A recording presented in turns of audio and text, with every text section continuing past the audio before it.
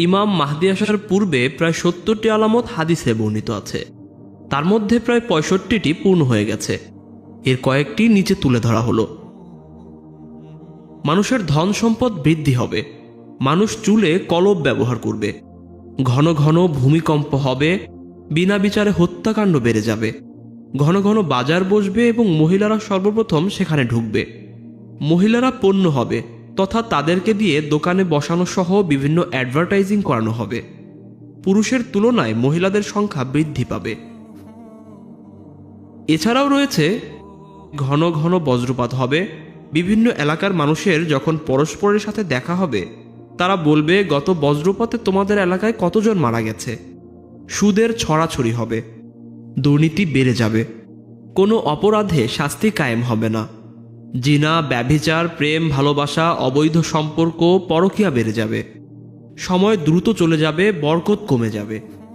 গান বাজনা ব্যাপক বৃদ্ধি পাবে এবং তাকে হালাল মনে করা হবে। মদ্যপান বেড়ে যাবে এবং তা অন্য নামে বিক্রি হবে।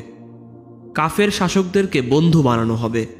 অযোগ্য ব্যক্তির হাতে ক্ষমতা থাকবে। সমাজ, পরিবার, রাষ্ট্র প্রায় সব জায়গায় নারীর কর্তৃত্ব থাকবে। নামে মাত্র মুসলিম থাকবে। পাপকে পাপ না মনে করে আনন্দ করবে।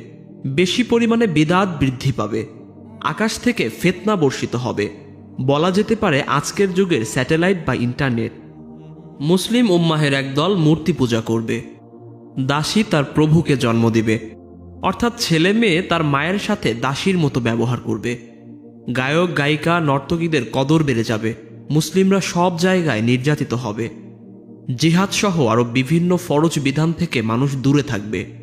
মূর্খরা আলেমদের ভুল ধরবে। ফুরাত নদী শুকিয়ে যাবে, যা বর্তমানে শতকরা ৯৪% শুকিয়ে গেছে। আর তা থেকে স্বর্ণের পাহাড় উঠে আসবে। শতকরা ৯৯% মানুষ তা নিজের মনে করবে এবং যুদ্ধে জড়াবে। মৃত্যুকে ভয় পাবে এবং জীবনের মায়া বেশি থাকবে। সৌদি নেতৃত্বে ৩টি ফাটল দেখা দিবে। বর্তমান বাদশার ৩টি ছেলে রয়েছে। আরও কিছু আলামত বাকি আছে, যা পূরণ হলে কিয়ামতের অপেক্ষা শুরু হয়ে যাবে। আলেমদের থেকে ইলম উঠিয়ে নেওয়া হবে। কারীদের থেকে তেলাওয়াত উঠিয়ে নিয়ে যাবে। কোরআনের লেখা মুছে যাবে। পশ্চিম দিক থেকে সূর্য উঠবে। মসজিদে চাকচিক্য থাকবে, কিন্তু মুসল্লি কম হবে। হে আল্লাহ, আমাদের ঈমানের উপর অটল অবিচল থাকার তৌফিক দান করুন। আমিন।